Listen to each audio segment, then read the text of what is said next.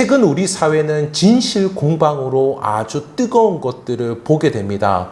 정치인들의 청문회뿐만 아니라요, 많은 사안들에 있어서 사회 각계각층에서 진실 공방이 참으로 많은 것들을 보게 됩니다.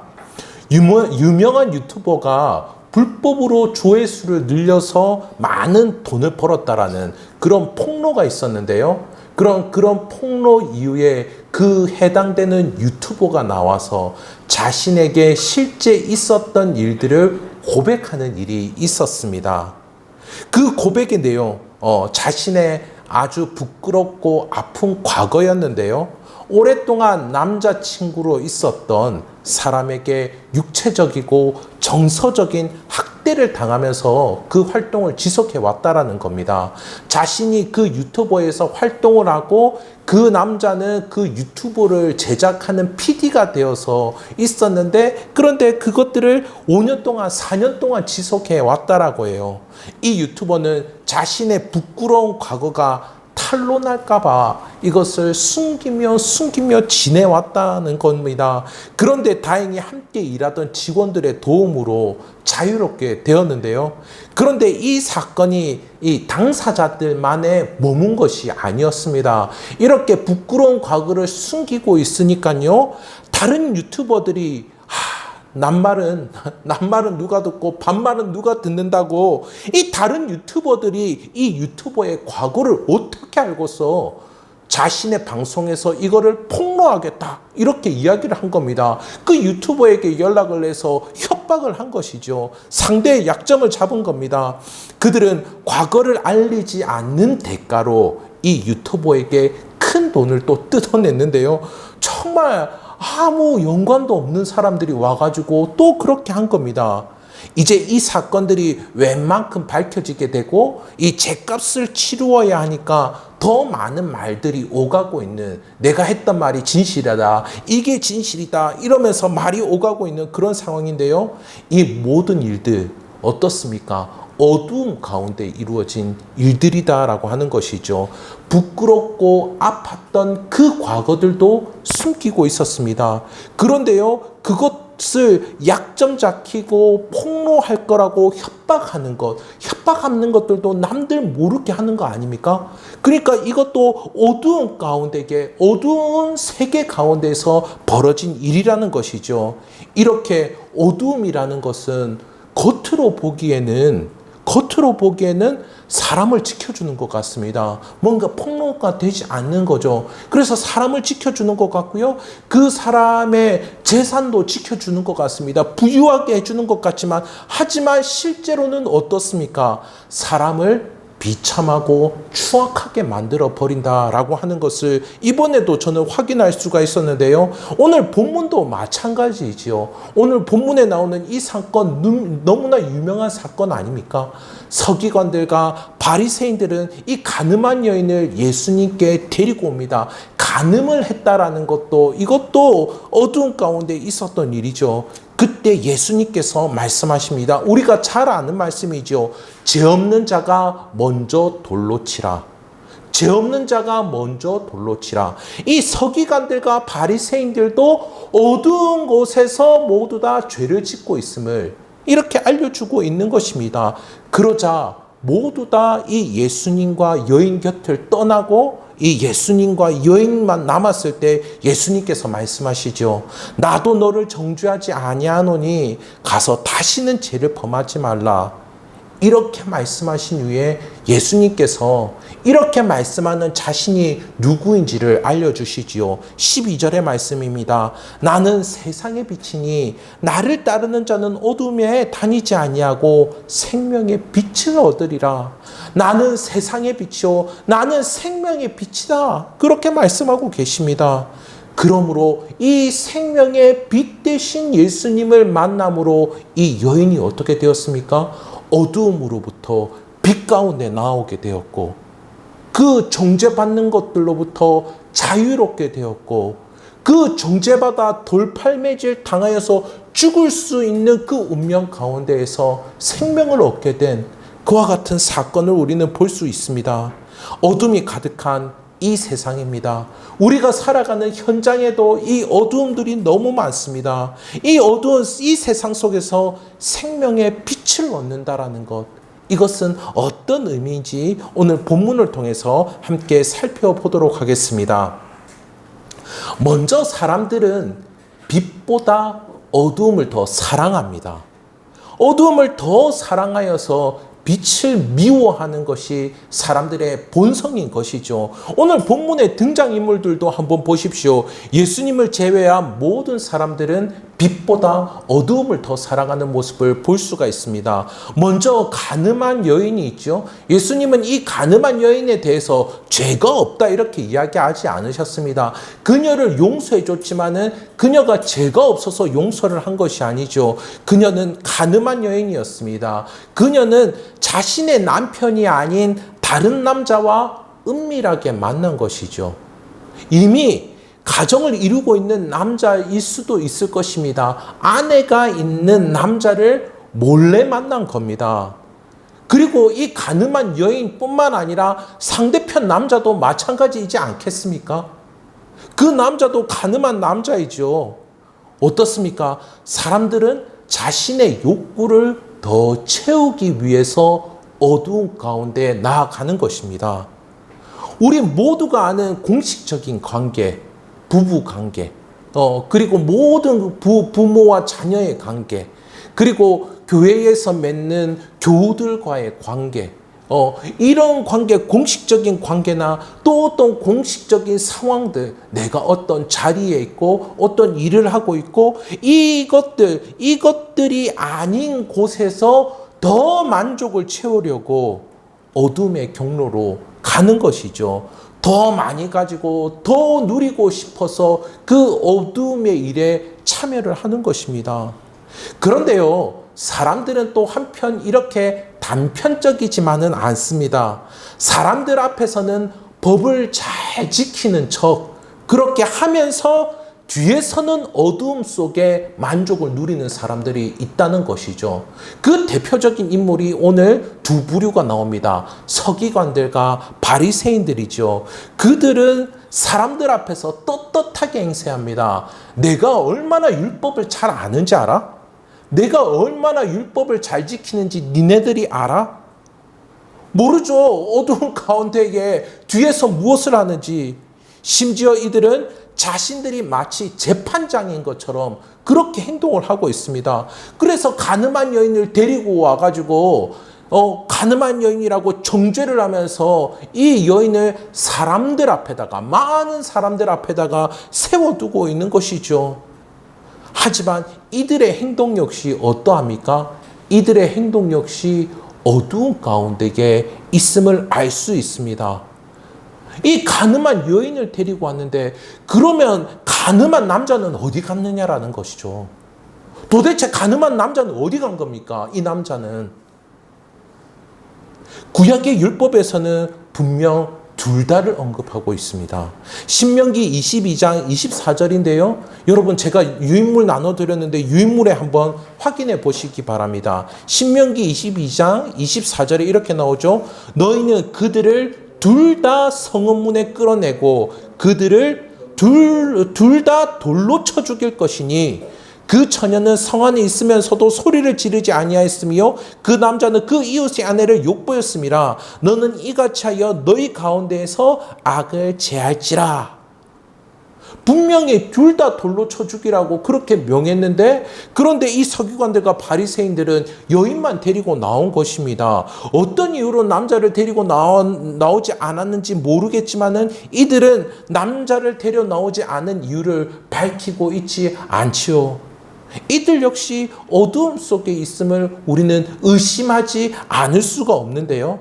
이렇게 생각할 수 있는 큰 이유가 있습니다. 그 이유는 그들을 예수를 시험하고자 이 여인을 데리고 왔다라는 겁니다. 예수를 시험하고자. 그러니까 이 여인의 심판이 목적이 아닌 것입니다. 여기서의 문제는 여인의 간음이 아닌 것이죠. 6절에서도 분명히 말씀하고 있습니다.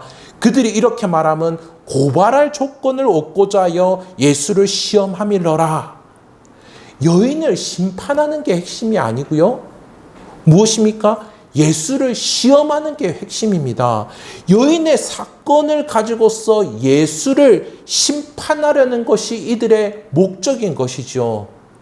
여인을 죽이라고 만약에 이 서기관과 바리새인들이 이 여자를 어떻게 할까요? 그래서 그때 예수님께서 이 여인을 죽여야 된다 이렇게 이야기하면 어떻게 되겠습니까? 예수님은 당시 로마의 치하에 있었기 때문에 그 로마법에 의해서 예수님은 살인자가 되는 겁니다. 또 반면 예수님께서 이 여인을 살려두라 라고 이렇게 하면은 어떻게 되겠습니까? 그 당시 유대인들이 가지고 있던 율법의 세계 안에서는 예수님이 율법을 어기는 것이 되는 것입니다. 그러니까 예수님으로 하여금 이러지도 못하고 저러지도 못하게 해서 걸려 넘어지게 만들려고 하는 그런 수작이었던 것이지요. 이들이 이렇게 한 이유는 무엇입니까? 이들은 빛 대신 예수님을 미워했기 때문입니다. 그들은 어두움을 너무나도 사랑했기 때문이지요. 자기 욕심대로 할 수 있는 그곳이 어두움인데 그곳에 빛을 비추니까 자신의 욕심과 자신의 죄와 자신이 남을 정죄하고 있다라는 그것들이 모두 탄로가 나는 겁니다. 이전에 오래된 주택에 산 적이 있는데요. 제가 대학생 때 이전에 오래된 주택에 산 적이 있는데 대학 시절에 홀로 아무도 없는 불 꺼진 집에 들어가는 게 얼마나 외롭습니까? 그런데 그 집 방문을 열고서 불을 탁 켜면요, 뭔가가 삽시간에 일사불란하게 사라집니다. 바퀴벌레들이 주랭랑을 치는데요. 구석 어두운 곳에 숨으려고 달려가는 거죠. 예. 요한복음 3장 20절에서 말씀하고 있습니다. 악을 행하는 자마다 빛을 미워하여 빛으로 오지 아니하나니 이는 그 행위가 드러날까 함이요. 사람이 이렇게 어두움을 좋아하고 빛을 피하려고 합니다. 그래서 예수님을 미워하는 거죠. 그런데요, 예수님은 빛이시며 어두움을 물러나게 하시는 분이신 줄 믿습니다. 이렇게 서기관과 바리새인들이 예수님을 시험하고자 찾아왔을 때 예수님께서 어떻게 하시지요? 너무나 잘 알지 않습니까? 예수님께서 몸을 굽혀서 손가락으로 땅에 쓰셨다. 그렇게 나오고 있습니다. 예수님께서 몸을 굽혀서 손가락에 땅을 쓰셨다. 이렇게 성경에 나오니까 많은 사람들은 이렇게 호기심이 발동하시는 것 같아요. 그래서 이게 그 교회 역사적으로 오랫동안 이야기되어 오던 내용인데요.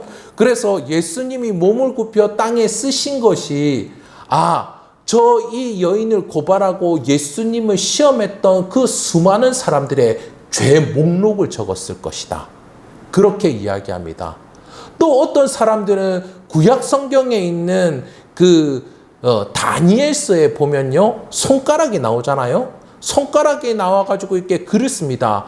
메네 데겔 우 바르신 이렇게 쓰고 있습니다. 이 어떤 의미냐면은 저울을 의미하는 거예요. 그러니까 데겔이 재겠다라는 것입니다.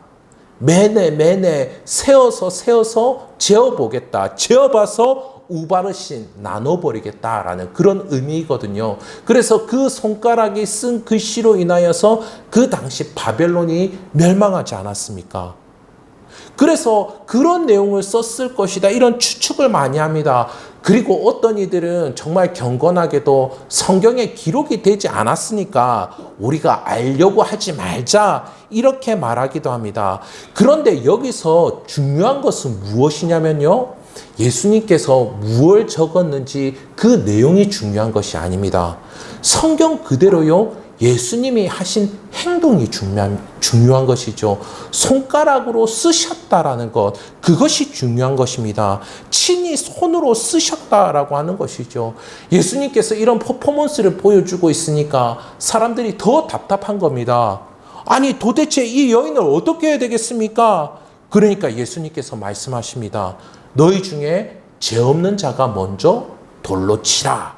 너무나 잘 아시는 말씀이죠.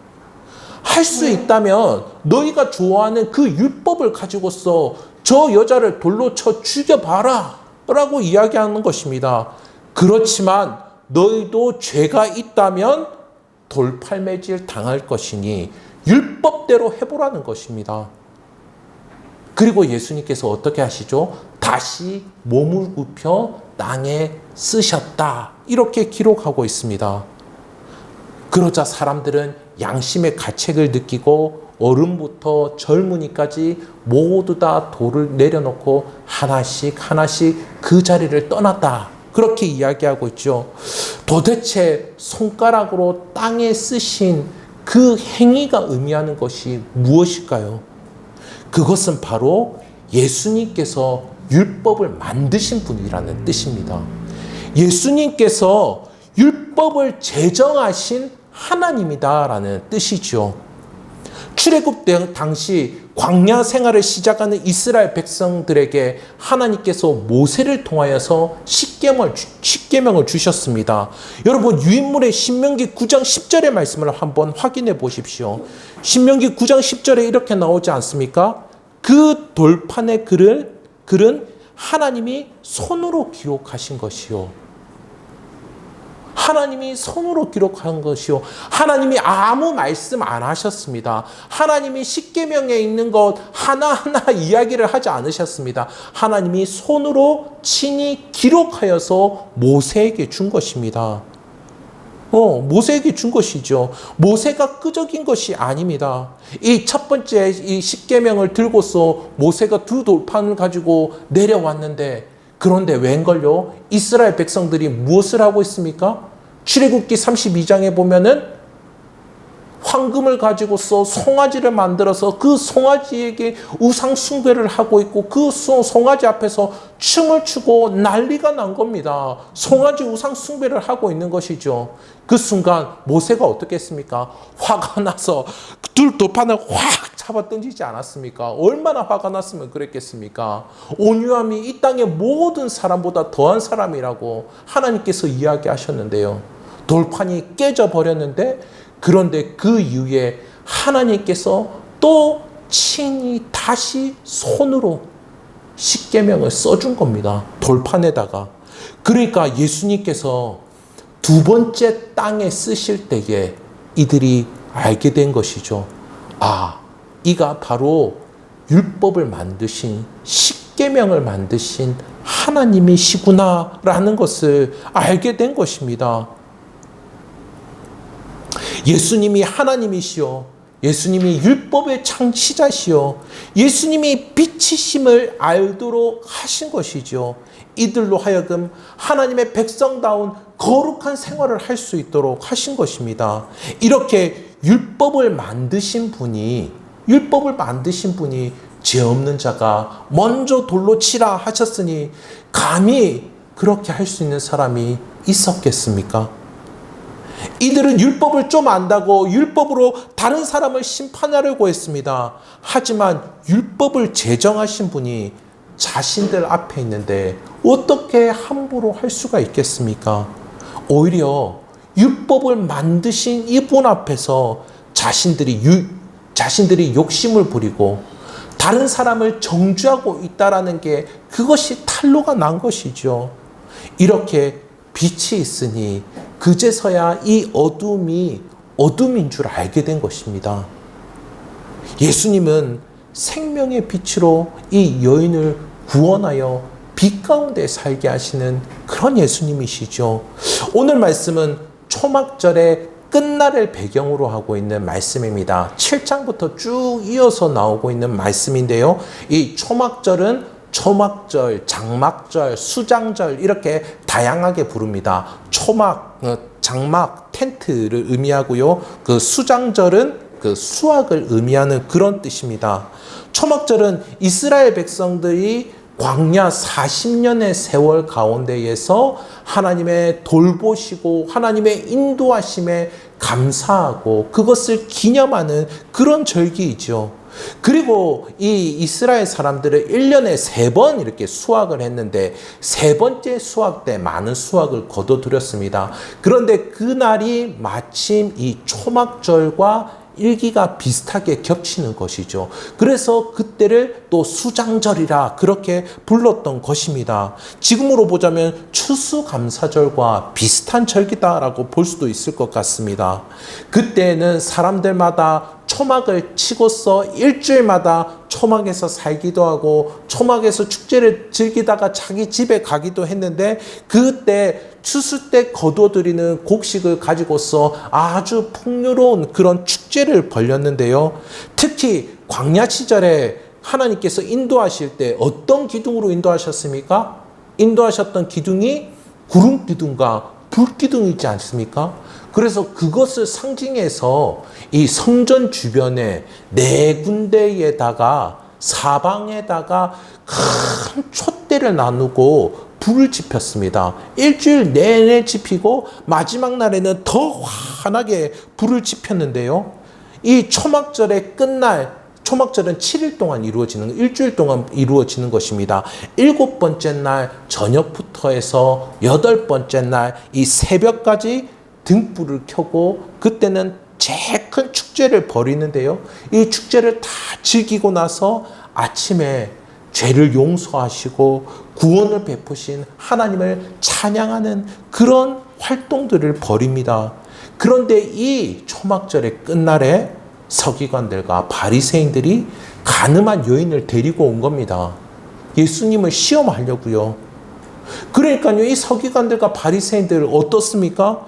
입으로만 찬양하는 자들이지 하나님의 그 구원, 하나님의 용서 이런 거는 도무지 생각하지 않는 자들이라는 것이죠. 하나님께 대한 감사와 감격이 없는 자들입니다. 그러니 이들은 이미 이 여인을 정죄하고 있는 상태에서 데리고 온 것이죠. 하지만 예수님은 이들 모두를 여인으로부터 다 물러나게 하지 않습니까? 율법을 제정하신 예수님입니다. 모든 판단은 어떻습니까? 율법을 제정하신 분, 율법을 만드신 분의 판단에 달려 있습니다. 정죄도 주님께 달려 있고요. 그리고 자유를 얻는 것도 주님께 달려 있습니다. 심판을 받아 받는 죽음도 주님께 달려 있고요.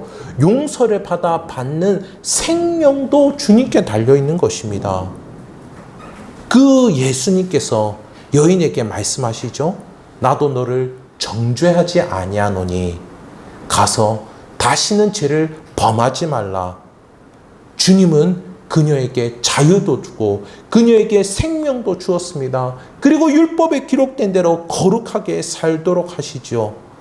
명절, 초막절 명절의 끝날 용서와 구원의 찬양으로 가득해야 할 그런 날입니다. 이날 진정으로 찬양을 받아야 할 분은 어떤 분이십니까? 이날 진정으로 찬양을 받아야 할 분은 용서와 구원을 베푸시는 그분이 찬양을 받으셔야 되는 거 아닙니까? 그렇죠. 그분이 찬양을 받으셔야 됩니다. 초막절의 절기를 완성하신 예수님이 찬양을 받으셔야 하지요. 우리가 진정으로 신앙생활을 통하여서 얻어야 하는 게 있다면 바로 우리 주님입니다. 바로 우리 주님을 믿는 믿음이죠. 우리 주님, 우리 예수님과 인격적인 관계를 갖는 것입니다. 나는 세상의 빛이니 나를 따르는 자는 어둠에 다니지 아니하고 생명의 빛을 얻으리라. 생명의 빛을 얻는 것, 우리 주님을 얻는 것, 그것이 우리 신앙 가운데에 반드시 가져야 할 것이지요. 오늘 말씀을 통하여서 몇 가지 적용을 해보도록 하겠습니다. 먼저 우리 안에 있는 정죄감, 우리 안에 있는 죄책감을 생명의 빛으로 몰아내시기를 바랍니다. 사단은요, 우리 안에 있는 이 죄책감을 짓누릅니다. 그래서 결국에는 우리를 낙심케 만들고 생활도 무질서하게 만들지요. 반면 성령 하나님께서는 어떻게 하십니까? 사단이 하는 것처럼 비슷한 느낌을 가질 수 있습니다. 우리 안에 있는 죄를 책망하세요. 성령 하나님께서는. 그런데 책망과 동시에 성령 하나님은 우리를 진리로 이끄십니다. 하나님께로 이끄시죠.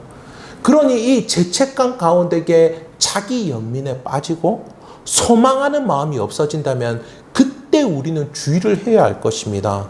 오늘 말씀에 가늠한 여인도 그녀가 잘못이 없다는 그 말을 듣지는 않았습니다. 그러나 정죄를 받아 심판 가운데 있지 않았던 것이죠. 그녀로 하여금 죄를 범하지 말라 그렇게 말씀해 주셨습니다. 사람들은 잘못으로 인하여서 부끄러움을 가지고 있죠. 모두 과거가 있습니다. 그러나 과거에 짓눌리느냐 회개하느냐는 분명 다른 삶의 결과를 만들어낼 것입니다. 계속 어두운 가운데 있게 된다면 어떻게 될까요? 일시적으로 과거를 숨길 수 있을 것 같습니다. 그런데 앞서 본 그 사건처럼 2차, 3차 문제가 발생하게 되죠. 계속해서 죄에 짓눌리고 죄가 그대로 남아있는 것입니다. 시기심을 가지고 있는 것, 이거는 사람들이 다른 사람을 속이면서 가질 수 있는 마음이죠. 숨길 수 있는 마음입니다. 시기심을 가지고 있는 사람이 계속 시기심을 내고요. 이기심을 가지고 있는 것도 다른 사람에게 숨길 수 있으면서 가질 수 있는 마음입니다. 그런데 빛 가운데 거하지 않는다라고 한다라면은 계속 이것을 숨기고서 시기심과 이기심을 내는 거죠. 그 사람의 삶의 결과는 어떻게 되겠습니까? 시기심의 노예가 되는 겁니다. 시기심의 노예가 되면은 늘 비교하면서 사느라 힘든 거지요. 또 이기심의 노예가 됩니다. 자기가 가지지 못한 것이 아쉽고 남의 것을 빼앗으려는 그 장기만 부리는데 인생을 다 허비하게 되고 만다라는 것이죠. 그리고 자신의 이 부끄러운 과거가 들킬까봐 더욱더 두려움에 살게 됩니다. 제가 사역하던 중에 저와 함께 제가 사역자고 또 공동체 회장으로 섬기는 한 학생이 있었는데요. 많은 사람에게 회장으로 뽑혔으니까 꽤 괜찮은 그런 학생이었죠. 그리고 이 학생의 부모님도 학교의 선생님이셨고 교회에서도 열심히 잘 섬기셨던 분이셨어요. 그런데 이전에 이 학생이 고등학교 때 친구들이랑 놀다가 무릎을 다친 겁니다. 그런데 이 학생이 부모님이 놀라시고 걱정하실까봐 부모님께 이야기를 하지 않은 겁니다. 자기 혼자서 병원에 가서, 고등학생이 혼자 병원에 가서 치료를 하다가 통증이 다 사라졌다라고 이야기하더라고요. 다리는 좀 불편함에도. 그런데 이 학생이 군대 갈 나이가 된 겁니다. 자기가 생각하기에도 도저히 이 다리로 군대 갈 자신이 없는 거예요. 이 친구가 어떻게 했는지 물어보니까 자기 혼자 병원에 가서 CT 촬영을 해달라고 해서 CT 촬영 받은 것을 가지고서 이렇게 제출을 했다라고 해요. 신검하는 데다가. 덕분에 공익근무요원으로 가게 되었는데 이때도 집에 말을 하지 않았다라고 합니다. 왜 공익근무요원에 갔는지도 따로 막 둘러댔다고 이야기해요. 하지만 결국 공익으로 일하던 중에 이 다리가 악화돼 가지고 도저히 걸을 수가 없게 된 겁니다. 그때서야 부모님께 이야기를 하고 수술을 했는데요. 바로 소집 해제를 하고요. 지금도 다리가 불편한 상태에 있습니다. 앞서 말씀드린 그 유튜버도 마찬가지였던 것이죠. 4년 동안 부모에게 이야기를 안 하고 숨겼다라고 합니다. 그런데요, 저는 이 모습을 보면서 나의 신앙생활은 어떠한가? 그것들을 생각해 보았습니다. 나는 하나님께 이야기하지 않고 그냥 내 있는 대로, 내 형편대로 그냥 문제를 해결하려고 하지 않는가? 문제가 있고 어려움이 있다라면은 빛 가운데에 생명의 빛이신 우리 주님께 나아가면 되는데 그것들을 이야기하지 않고 그냥 내가 해볼 수 있는 걸 해보지 않는가? 그런 생각이 들더라고요. 아니죠. 생명의 빛이신 우리 주님께 나아가야 될 것입니다. 요한일서 1장 9절에서 말씀합니다. 만일 우리가 우리 죄를 자백하면 그는 미쁘시고 의로우사 우리 죄를 사하시며 우리를 모든 불의에서 깨끗하게 하실 것이요. 생명의 빛 가운데에서 죄를 이기고 자유를 얻으며 생명을 경험하며 승리하시는 성도님들 되시기를 우리 주님의 이름으로 축복합니다. 또한 날마다 생명의 빛 가운데에 우리의 행실을 돌아보시기를 소원합니다. 우리 주님이 생명의 빛 가운데, 그 빛 가운데에 우리를 돌아보시기를 원합니다. 이전에 믿지 않는 사람들은 크리스천과 함께 있으면 불편해했습니다. 왜냐면요, 이 크리스천들이 자기들이 가지고 있지 않은 착함과 의로움과 진실함들, 이런 것을 갖고 있었기 때문에 빛이 빛된 이 그리스도인들을 만나면 어두운 이 세상 사람들이 불편해했습니다. 하지만 지금은 어떠합니까? 크리스천들이 세상 사람들을 불편해하는 것을 볼 수가 있는데요. 세상 사람들 중에서 더 정의롭고 더 소통을 하고 더 조화로운 판단을 내리는 이들이 너무나 많은 겁니다. 그래서 크리스천들이 세상의 눈치를 보면서 교회 다니는 걸 숨기는 모습을 너무나 많이 보지 않습니까? 교회는 소통도 없이 일방적으로 고리타분하게 결론을 내리는 것 같습니다. 그리고 하는 일들 역시 세상보다 정의롭지 못한 그런 일들을 하고 있죠. 일반 회사도 한번 가보십시오. 요즘에 일반 회사도 가보면요, 수평적이고 합리적인 조직 문화 속에서 평화롭게 결정을 내리는 것들을 볼 수가 있습니다. 그런데요, 반대로 교회에서는요, 수직적이고 합리적인 방식으로 불합리한 방식으로 일을 처리하는 것 같습니다. 그래서 젊은 사람이면 젊은 사람일수록 자신의 신앙을 이 세상 밖에 나가서 알리려고 하지 않고 도리어 숨기려고 하는데요. 그래도 이전에는 큰 교회 다니면요, 나 저 큰 교회 다녀, 이렇게 이야기하는 사람들이 있었습니다. 그런데 요즘에는 교회의 덩치 큰 것도 자랑하지 못하는 것들을 보게 됩니다. 왜 이렇게 되었을까요? 왜 이렇게 되었을까요? 세상보다 우리가 더 어둡기 때문입니다. 빛을 얻은 우리가 빛 가운데 살아가야 되는데 빛을 잃어버렸기 때문이지요. 계시록 19장 8절에서 말씀합니다. 우리 다 함께 읽어보도록 하겠습니다. 계시록 19장 8절 말씀입니다.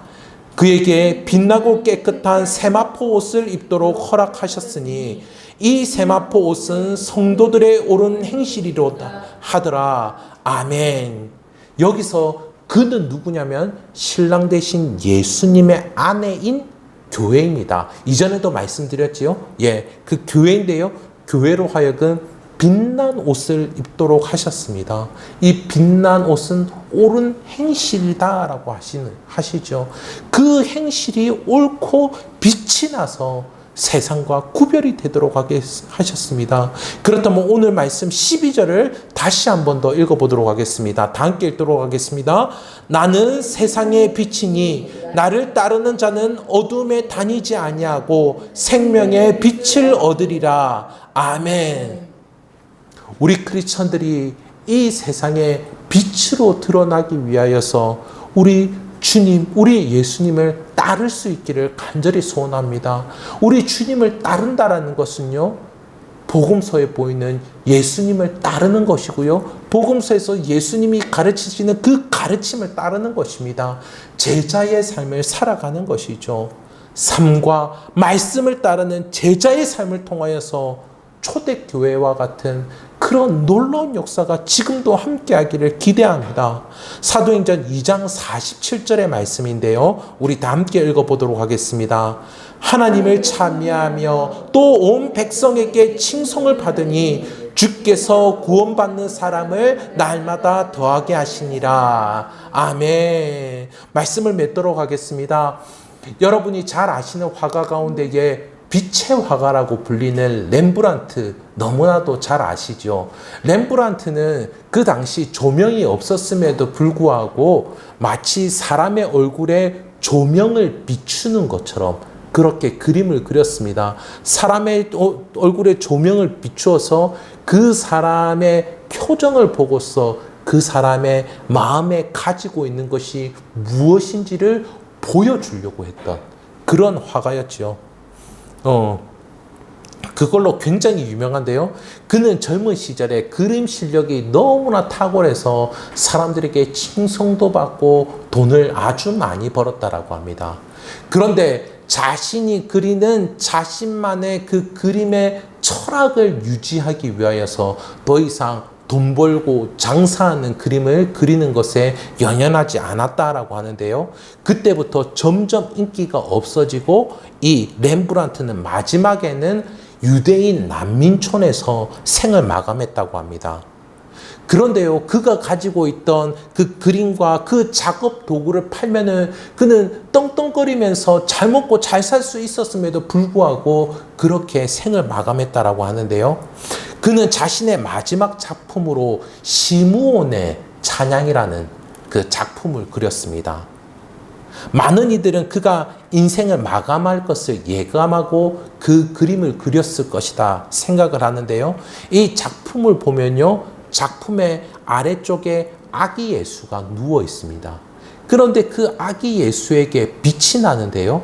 그 아기 예수를 안고 있는 아주 나이가 많은 시므온에게 아기 예수에부터 나오는 그 빛에 의해서 시므온의 수영과 시므온의 얼굴에 모두 다 빛이 비치는 그런 모습을 볼 수가 있습니다. 수염 그 길이 이 인생의 세월을 나타내는 것이죠. 그 모든 것이 이 시몬의 삶 모든 것이 아기 예수의 빛을 받고 있는 그 모습으로 그리고 있습니다. 여러분, 이 시몬이 어떤 사람이냐면요, 그리스도 이 메시아를 보기 전에는 죽지 아니할 것이다 라고 성령의 지시를 받았던 사람입니다. 이 누가복음 2장에 기록되어 있습니다. 그의 평생 소원은 무엇이냐면은 이 이스라엘 백성들이 하나님의 위로를 경험하는 것, 그것이 이 시므온의 평생 소원이었습니다. 그런 그가 아기 예수를 안고서 이렇게 노래하는데요. 누가복음 2장 30절에서 32절입니다. 제가 읽도록 하겠습니다. 내 눈이 주의 구원을 보았사오니 이는 만민 앞에 예비하신 것이요 이방을 비추는 빛이요 주의 백성 이스라엘의 영광이니라. 아멘. 이 렘브란트 역시 이 시므온과 같은 우리 주님의 영광과 주님의 빛을 평생 갈망하며 살았던 자임을 우리는 알 수가 있습니다. 그리고 그의 작품은 시대를 넘어서 많은 이들에게 위로가 되고 있는 그런 모습이죠. 렘브란트의 그림은 자화상이 너무나 많은데요. 돈이 없어서 모델을 사지 못해 자기 얼굴을 그린 것입니다. 자기 얼굴에 그 표정을 그리면서도 그곳 가운데에 삶의 애환을 너무나도 잘 드러냄에도 그것들을 통해서 수많은 사람들에게 위로를 주고 있는 것이죠. 우리 주님은 생명의 빛이십니다. 이 빛을 갈망하며 빛 가운데에 제자의 삶을 사시는 저와 성도님들 되시기를 우리 주님의 이름으로 축원합니다.